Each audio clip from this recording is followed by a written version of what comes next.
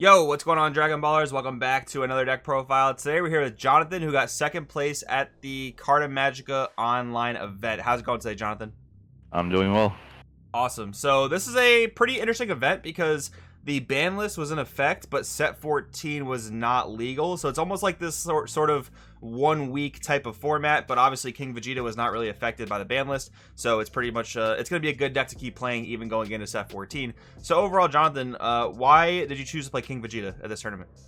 Yeah, so I was actually on Dark Broly prior to the ban list. I still think it's a super strong deck, but so I had done zero testing with it post ban list, so I wasn't too sure on it. And King Vegeta is a deck that I have been playing casually, a lot and tweaking it here and there. So I felt very comfortable at this point. I actually had never played it in a tournament setting, but I played it so much that I felt very comfortable at this point. Very cool. All right, let's get into the main deck. I think everyone pretty much knows what the leader does at this point, so we can check out what you played in the main deck.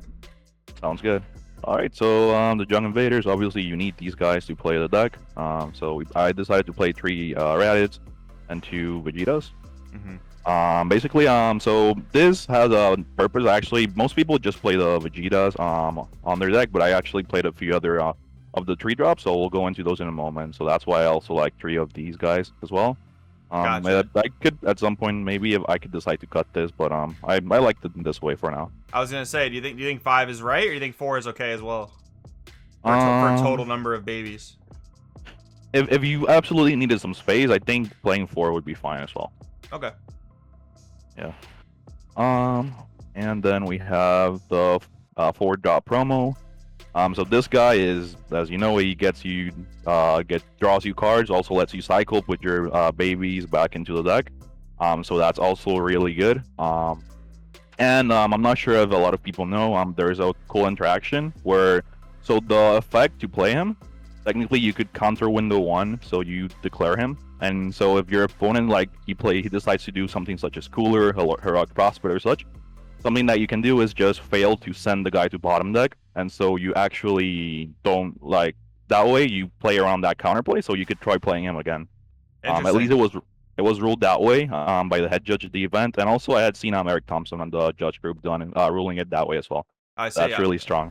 Yeah, that's interesting. I'm gonna have to go and reread that card later on, but that's a very good ruling if that works the way it does. That's cool. Yeah, this guy. So I actually wanted to play 2 of them. I didn't have my second copy. Most people don't play him. I think he's really good in the mirror match. And something else that he can do as well is he triggers your leader effect without using energy, which is the only other way that you really can do that on your opponent's turn would be with the extra card, Vegeta. Forgot what it's called right now. But that's pretty interesting though. That's pretty interesting though, because most people don't even play that guy. So it's pretty cool that you played him and saw a lot of success with him. Yeah, I didn't play him much, but in the mirror match, I had the mirror match. He was strong. He is, and just getting around Bojacks and stuff. That's 20k, so nice. Very cool. Obviously playing 4 of the crit guy, he searches and then he also hits for crit 19. So he this card is just huge advantage. Like, he gets you so much advantage in the game. So obviously want to play 4, and something that's really tough around him is that he's unique. So your opponent, if he kills him, you're just gonna play another one, get more advantage, and then swing at him again. So it's a tough call sometimes if you want to kill him or just leave him on board so that I don't keep getting advantage looking for super combos and other pieces. Yeah, that card gives insane value to the deck for sure. Yeah. And this guy was incredibly good. I don't think I've seen any other people on King Vegeta playing him. This is actually tied to this guy as well, Crown of Retribution. So I played against 2 blue players, and they actually did very well playing around this guy. I didn't get to resolve this card once in the whole tournament because they were playing around then. Like, if they D-Magic, they just untapped 1, and they just stayed at 1 energy. But people oftentimes, they tap out completely. And this guy, he really punishes that.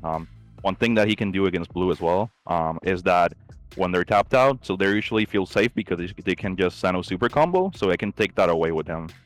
Gotcha. And that's really puts them in a bad spot, especially if they already used their Galactic Buster that turn. Yeah, I also like playing some number of Brolys, and I also play the Goku sometimes, depending on the build. I'm not sure if you play the Goku yet, but no, I do think it's really good, because everyone just thinks that Vegetas are the best, which it's probably true that Vegetas are the best, but the Brolys and the Gokus definitely can be good as well. Yep. Another useful thing about him is he has barriers, so you can go for game with him if your unison and leader get negated or such. It's another thing that is fairly safe to go for game with it as well. Definitely, definitely.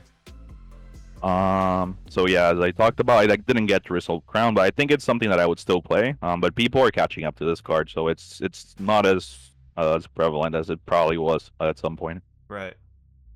Playing this guy. So one hit wonder, I think. So it's another attacker that you can get just by lowering power of your opponent.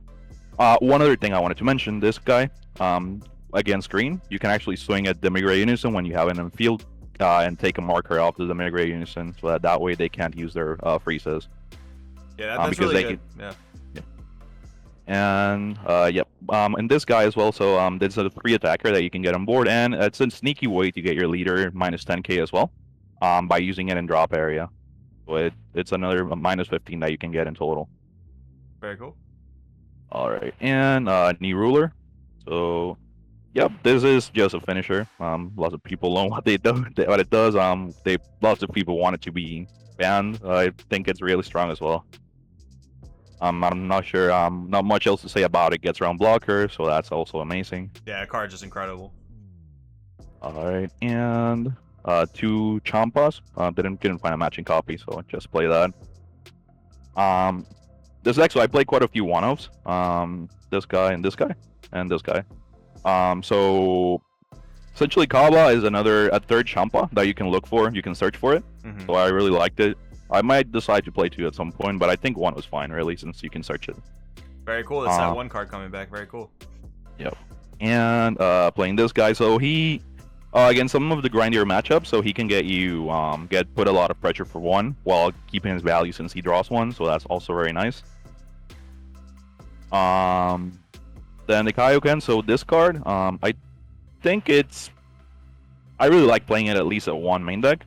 Again, it's searchable, and it can get you out of either white boards, or just a very annoying barrier card. One barrier card, although yellow is not played much, but the guy that doesn't let you draw cards. Oh, the slug. The slug, yep. Yeah, the slug. So getting rid of him with this, it's also something that I like to have an option for. Very cool. Played this guy. I didn't resolve him. I'm not sure if I would main deck him, but I never resolved this guy. I actually played him 1 and swung for game with him. That for 1 energy. Aside from that, I didn't really use him much. All right, not bad. Searchable counterplay, not bad. And he's still somewhat useful, so that's good. Yep. All right. So here, the Piccolo Unison, probably best Unison for the deck. Durin is really good, but a tree drop is kind of late. Usually, you want to play this guy on 2. The playing him early also lets you get around counters, such as Erect Prospect. You can KO those stuff, and just not let them swing back at you hard during their turn if they floodgate you too hard. Right. And this I actually got it out of Robert's Reed list that he won with last one. I really like this. Like I said, I really like playing my Unison in turn 2, and so it's an option. I actually might think playing 6 Unisons in total. During the final, I didn't draw my Unison, and that probably put me behind really bad. So I might consider playing a 6th Unison here. Super combos, the draws. This one's also amazing. You can search it, and you can get rid of your dead cards, the invaders. So it's the one that you have to play. Yeah, that's one thing about this deck is they'll always have a lot of super combos most of the time because they search them all, which is really good. Yep. And this, so I really like the free negates. Usually you're tapped out with this deck, so this negating and then playing a blocker, it's pretty amazing. Also, you're at 5 lives, so this makes it so if you have to defend a big turn after you've awakened, so you can start with this, and then it enables your super combos, so you're not in a position where you're put from 5 to 3. Then the testing the opposition Vegeta. So this card, it's really good this meta, I feel. I would have played more, definitely. I think I should have played 3. Would have been a better number. Mirror match, this card buys you a turn. Against blue is very prominent as well, I feel. And in the Bojacks, it's really strong as well. Also fighting against Fate. pretty much almost all the decks are playing that card, so it's really strong against it. So I think definitely the fact that you can do it for free at 3 life is also really good. I cut it to 2 because you can only use one of them per turn. So I figured that maybe a 2 would have been fine, but I feel like definitely I would go back to 3 now. Yeah, plus in best of 1 you're trying to find tech space, so it makes sense to cut some things. Yep. This card I was experimenting the day before the tournament when I was making my deck list, so I wanted to try it out. I'm not sure if many people know what it does, but essentially, so you can choose, if your leader is red, you can choose one of your own battle cards, give it -25, and then choose one of your opponent's battle cards and give it -25 as well. It's active main / active battle. So it lets you, it's a way that if they go all in, you can kind of punish that. People don't expect you to be able to give -25 plus leader -10. So it could blow out some decks, such as Dark Broly, for example, if they don't expect it. It didn't come into effect much, and the one time when I did play it, it was against on the finals. And if it would have been an imposing presence, like I feel like it could have at least bought me another turn. Gotcha. Interesting tech for sure. I do like how it can kill pretty much any battle card mid combo because it'll be a total of -35, like you said with the leader. In fact, I think that's really good. Yeah. And if you have another way to minus, like if you already had used this, for example, or if you have a Goku, it can be a 40, so it could kill some secret rares as well. Yeah, that's really good. Yamcha. So this guy, I really like him. I actually feel sometimes I didn't draw into him enough, as I would have wanted to. Late game, I kind of stopped playing invaders on my opponent's side. So, I think the -15 mirror match, for example, or other decks that play a lot of battle cards, it would have been useful. So it's something I might consider playing for, because it's one of the few cards that you can't search. Gotcha. So yeah. Playing to freeze this Deadpool. This card just is essentially a 25 combo. If it's to a battle card, so it's a 35 combo because you also minus a 10. Right. And so essentially one thing that I found myself doing is this guy. So he usually swing with him, and so you can, when you use this, so it essentially puts your opponent in a position when they have to combo for 30k for a swing on him, and something that you just use 1 energy there. So it's really strong, and energy efficient for it. And if you have 2 of these, though, you can really shotgun. I found myself shotgunning a lot of times in this deck, something that I'm not very used to.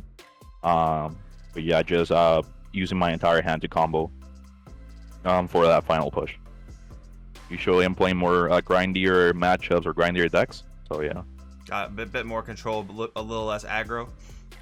Yeah, usually I play stuff a little less aggro, and even this deck I feel like I play more up to the mid-ranges side than most people. That they're playing all these free play guys, like the guys that won. So he was playing Tao, he was playing the critical Bardock, and all of those free plays. Right. So yeah.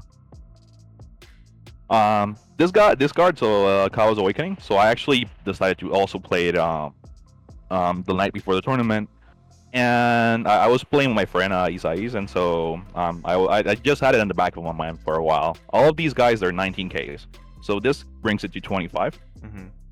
So it makes the 25 crit after they awaken really strong as well. You can Champa it as well, 35 double crit.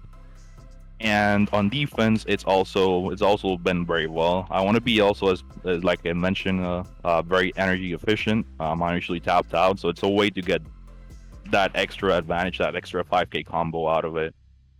And I was considering also playing Hard for Plea. Something that you can do is use this when you swing with leader, give it to one of your 19Ks, and Awakening with Hard for Plea. But I decided against it. I hadn't tested it enough, and so I didn't want to just play too much. Besides that, I only decided to play 2. So, but that's something that I might look forward to. Gotcha. I think it's pretty interesting. And your 3-drop Vegeta actually can search. Doesn't have to be mono red, so you can search it around as well. Yep. So that's also something that you can have it more often than most decks, since it's a secret rare now. It's a one-off. So. Right. Yep. And then Bardock fighting against Fate, playing 2 of these. Just a finisher. Yep. And one of the turns when I had against one of the blue players, so he had the Majin Buu Unison, the new one, and so I had to get a lot of pressure onto him in order to finish him off, and so I pretty much played all of my stuff. I had to play Piccolo Unison, and so this guy he just finishes up like so much free play, and they at that point they can't just really do much. Right. And then the Kai Secret Rare, I definitely think this is the best one for Zach. You could make a case for Heroine's Lineage, but the fact that you can play it for 40k, you can also swing with it, and if I just want an extra turn, so I can just use her effect and get rid of his stuff, so I can defend then. Very nice. So I think, sorry, go ahead. Yeah, so yeah, that's about it. So essentially, I think it is definitely the best SCR to play. Very cool. So that's the whole deck. I appreciate you definitely going through that with us. Overall, any major changes you think it would make, or you like the list as it is? I like it a lot as it is. I would definitely consider playing that second Unison. On that sixth Unison. Right. That's it. And maybe I would definitely try around the Hardfoot Leaf stuff. I thought it was interesting, and I thought I was being original in the sense that it did the Kaba's Awakening, but I saw that first play list seemed to play it as well. Right. So yeah, not so much. But that, and definitely that I won't be playing the extra card, the -25. I would play an Imposing Presence on that slot.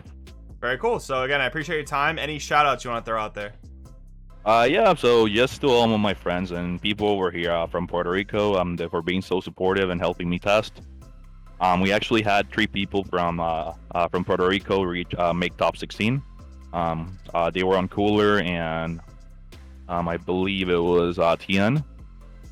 So yeah, we had 3 people from there, and yeah, and also the community over here is getting it's growing steadily. We have a winning case upcoming also as well, so we haven't had any big events in a while. That's at Tower Game, so I hope we have a good turnout for that, so the community can keep growing over here. Awesome, man. I'm glad to hear that. Thank you for your time again, and we'll see you next time. All right, thanks.